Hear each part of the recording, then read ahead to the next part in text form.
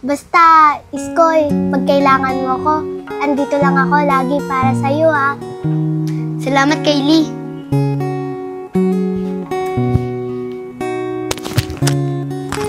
Tol, parang gusto ko ng popcorn. Sarap nila panoorin eh.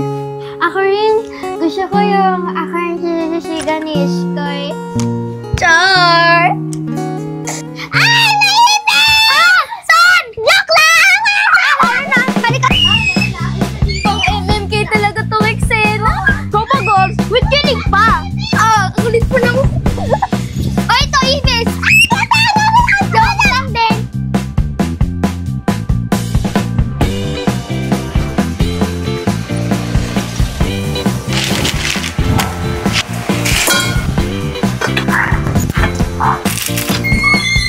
Woo!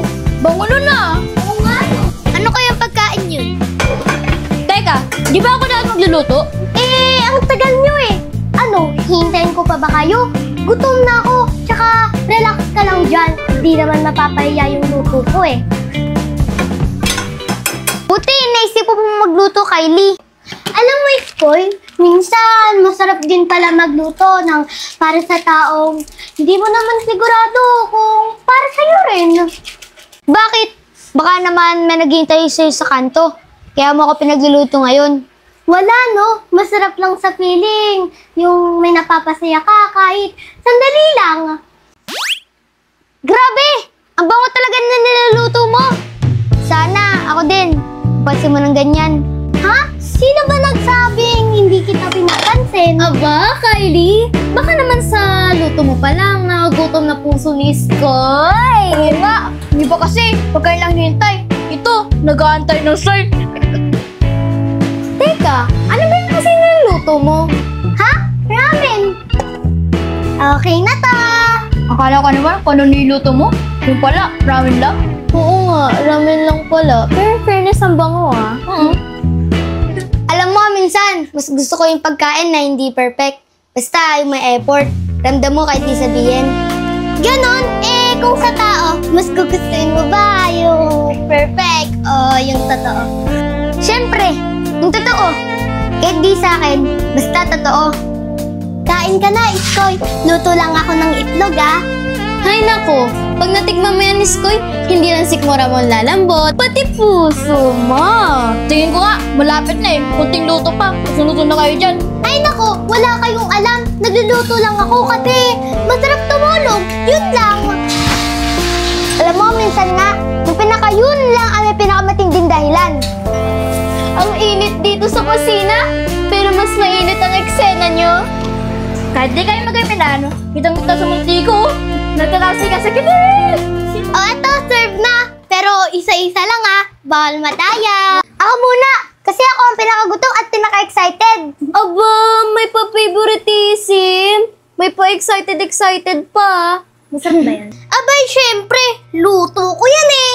Isang sopa ng luto. Isang kilig sa puso. Salamat ah. Di kita makakalimutan. Bihira ako ipagluto ng ganito. Bakit? Wala ba nang mamalasakit sa'yo? Meron. Pero minsan yung gusto kong mag-alaga sa'yo. Sila yung di mo madalas kasama. Grabe!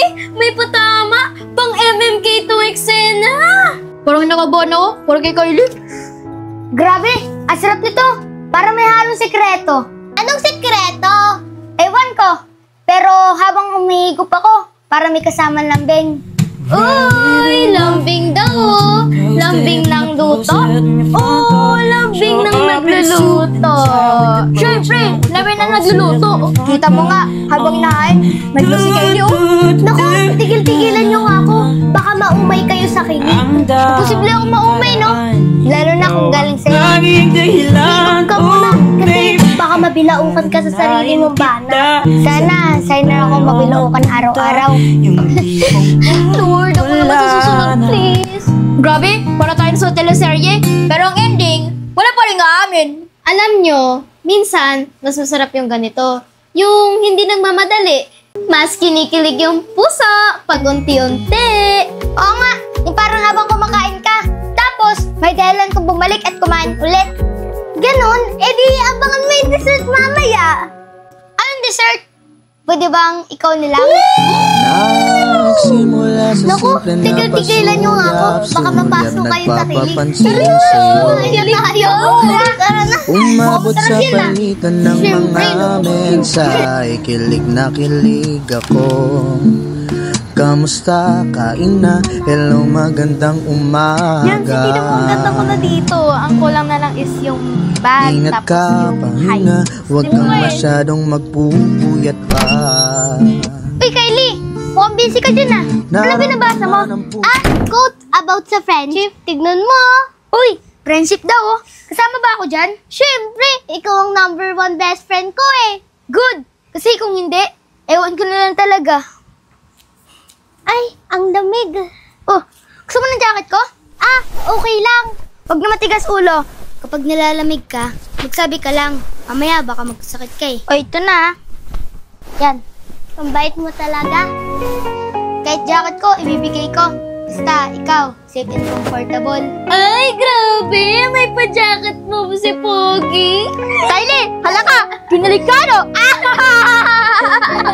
Hindi Loko talaga kayo! Iskoy, pwedeng jacket din ako minsan. Ito, gusto mo ng jacket ka? Ay, wag na pala. Hindi na ako nilalamig. Lo! Hala kayo dyan! Alam mo, Kylie, minsan naiisip ko. Ano yun? Minsan naiisip ko na buti na lang naging magkaibigan tayo. Kasi kung hindi, ewan ko na lang talaga kung kaya ka mabuhay na walang kaibigan. Kagaya mo. Grabe ka naman. Basta, Iskoy, pag kailangan mo ko, andito lang ako lagi para sa'yo Salamat, Kylie.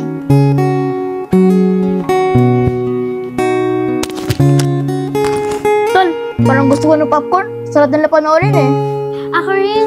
Gusto ko yung akala na si Iskoy. Char!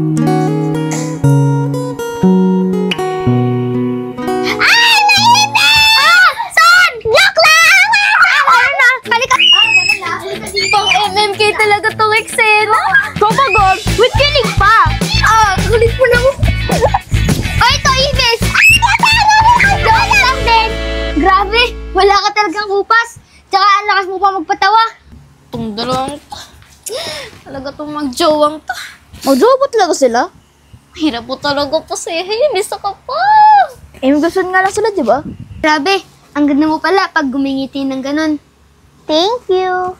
Ay, best friend, may pa-thank you na sila. I-replay ko talaga itong mamuya. Sama mo ko Sige!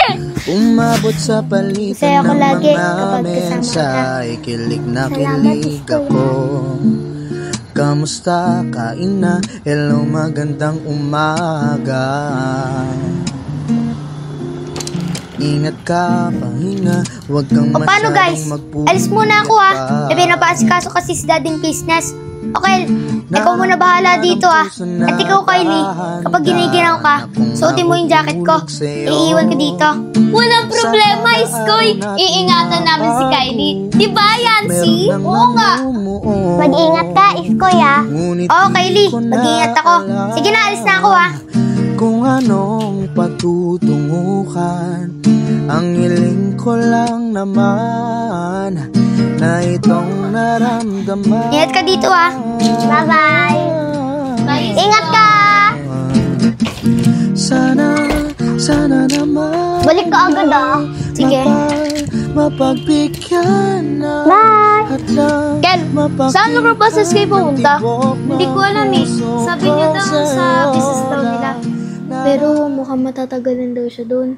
Di nga pinapasabi kay Kylie kasi baka biglang malungkot. Ganun ba?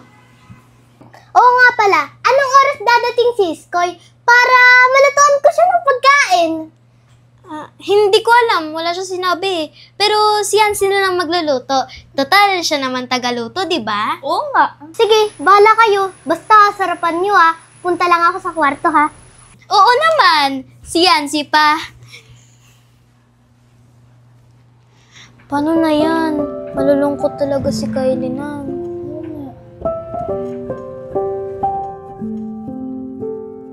Ano ba naman to kasi si Iskoy? Hindi niya pa sinabi kay Kylie. Tayo tuloy nahirapan. Oo nga. So, anong gagawin natin? Basta, Ayoko na muna mag-isip ngayon. Sige.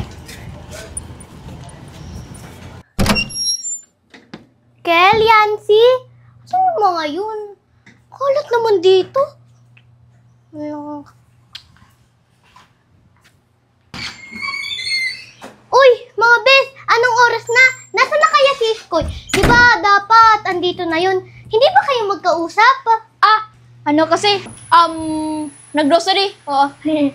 Hindi grocery, jogging, oo, jogging. Ay, jogging pala. Ang weird nyo, kanina grocery, ngayon jogging? Combo kasi, best. Jogging, tapos groceries, healthy living, di ba? Eh, ba't ang tagal? Anong oras na? Siguro, nag-side trip. Oo, nag-side trip sa library. Oo, sa library. Nagbabasa ng recipe book. Oo, recipe book. Eh, hindi naman nagluluto yun. Nagbabago na siya, Kylie. New Year, new Iskoy. Self-improvement. Di mo ba alam?